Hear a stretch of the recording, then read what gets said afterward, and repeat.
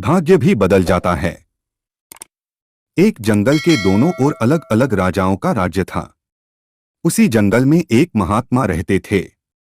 दोनों रजा उन्हें अपना गुरु मानते थे। उसी जंगल में बीच एक नदी बहती थी और उसी नदी को लेकर दोनों राजाओं के बीच तनाव और झगड़ा चलता रहता था। एक दिन बात बिगड़ते बिगड़ते यहाँ तक आ पहुंची कि कोई दोनों रजा सुलह करने के लिए राजी नहीं था। इसलिए युद्ध तय था। दोनों राजा ने महात्मा से आशीर्वाद लेना था। जब पहला राजा महात्मा के पास पहुंचा तो महात्मा ने उससे कहा कि तुम्हारे भाग्य में जीत नहीं लगती, आगे ईश्वर की मर्जी। यह सुनकर पहले तो राजा थोड़ा चुप हुआ, लेकिन फिर उसने सोचा कि अगर हारना ही है तो पूरी ताकत से लड़ेंगे, मगर हार नहीं मानेंगे। अगर हार भी गए तो हार को दूसरे लोगों के लिए उदाहरण बना देंगे। दूसरा रजा भी आशीर्वाद लेने महात्मा के पास गया। महात्मा ने कहा, भाग्य तो तेरे पक्ष में लगता है। राजा तो ये सुनकर खुशी से भर गया। जब वापस लौटा तो निश्चिंत हुआ कि जैसे उसने युद्ध जीत ही लिया हो। धीरे धीरे रात और दिन बीते और फिर युद्ध का दिन आ गया।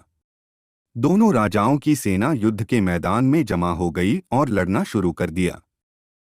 एक तरफ की सेना यह सोचकर लड़ रही थी कि चाहे किस्मत में हार लिखी हो परंतु हम हार नहीं मानेंगे। वही दूसरी तरफ की सेना ये सोचकर लड़ रही थी, जीतना तो हमें ही है, तो फिर डरना कैसा।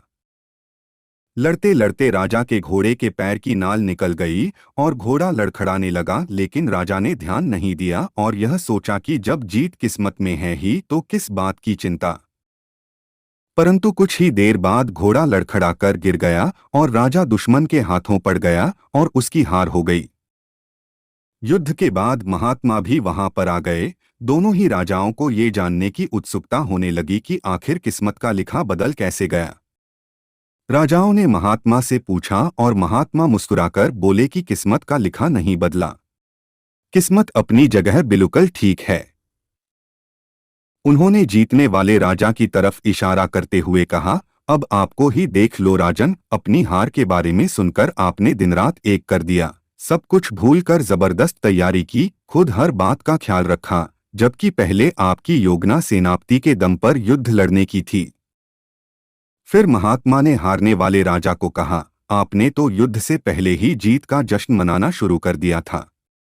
आपने तो अपने घोड़े की नाल तक का ख्याल नहीं रखा, तो फिर इतनी बड़ी सेना को कैसे संभाल पाते।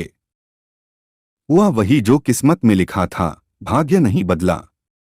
पर जिनके भाग्य में जो लिखा था उन्होंने खुद ही अपना भाग्य बदल लिया, फिर बेचारा भाग्य भी क्या करता। निष्कर्ष दोस्तों, भाग्य लोहे की तरह वही खींच कर जाता है जहां कर्म का चुंबक लगा हो। हम भाग्य के अधीन नहीं हैं, हम तो स्वयं भाग्य के निर्माता हैं। हम जो भी कर्म करते हैं असल में वही हमारा भाग्य है। कुछ परिस्थितियों पर हमारा वश नहीं चलता, जैसे किसी अच्छे और अमीर घर में पैदा होना, यह हमारे बीएस में नहीं। लेकिन कर्म के बिना फूल से धूल होने और कर्म से साथ धूल से फूल होने के उदाहरणों से दुनिया भरी पड़ी है।